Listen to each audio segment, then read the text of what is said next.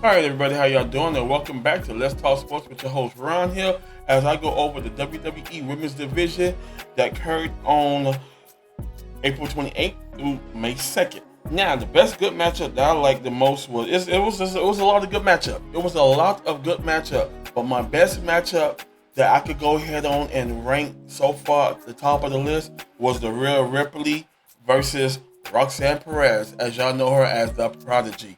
Now, I give it to her. She came with a good strategy to go ahead on and trying to go ahead on and get into Rhea Ripley's head by trying to make her tired.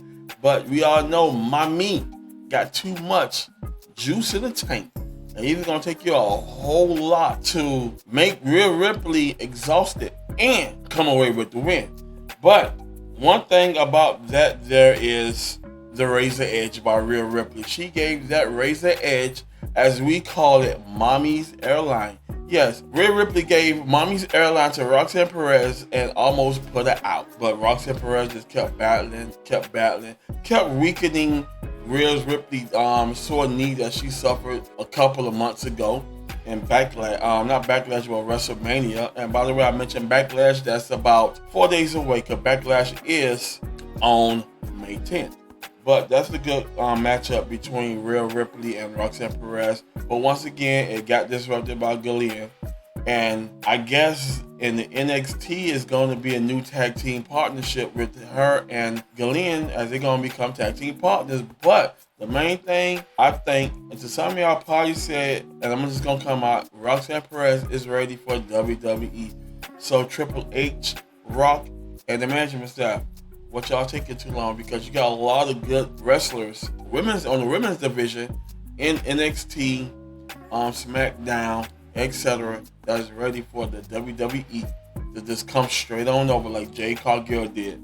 Elsewhere, Becky Lynch confirmed, and she admitted it, that she took out Bayley in WrestleMania 41 to become Lyra tag team partner. But when Lyra then lost it to Liv Morgan and Roxanne Perez on that Monday Night Battle, Becky got mad and she just started pounding on Lyra. And it's official. Lyra is going to battle Becky, the man, Lynch, on Backlash for the title championship belt.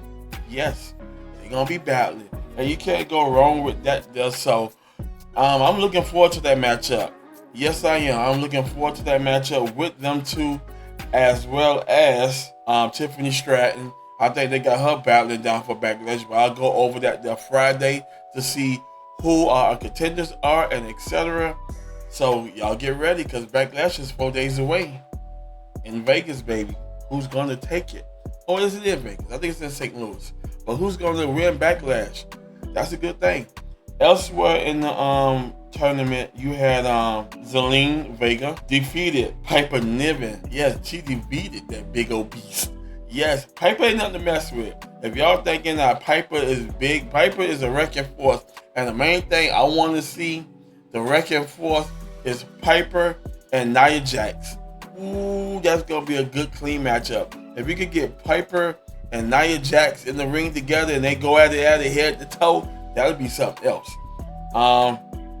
The best matchup I liked the most was the tag team matchup with Tiffany Stratton, Jade Cargill took on Naomi and Nia Jax, the two knuckleheads of WWE.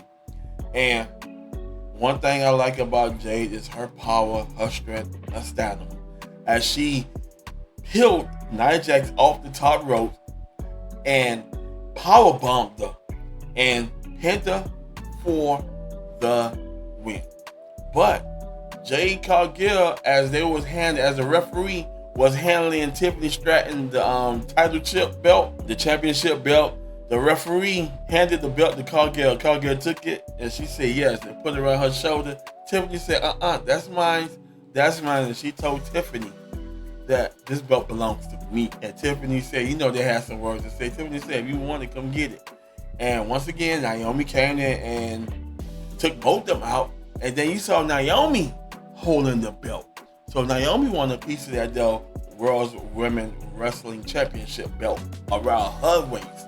Yes, but Naomi, you don't have what it takes to be a championship You could go ahead and come with this new look called Proceed with Caution. Naomi's deadly, Naomi's dangerous, but nope, that is not happening at all.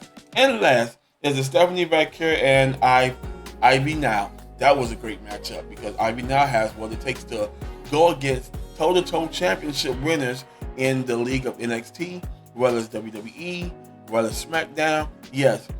And once again, Stephanie Vaquer shows what it takes to be the championship. And this is why she holds them title belts. Yes.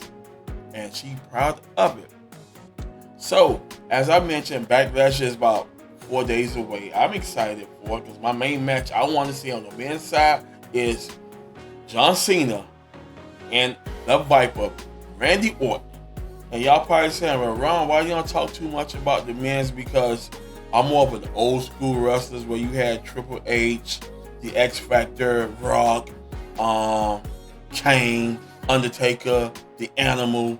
I could keep going on and on and on because we had a lot of greats in that division. Now, the only one I really like the most is Jey Uso. And of course, when you bring back Orton and John Cena and The Rock, you compare Triple H into a matchup. You know, those are the ones that I really worried about. The new men's wrestling, you got Cody Rhodes. No. You got Roman. No.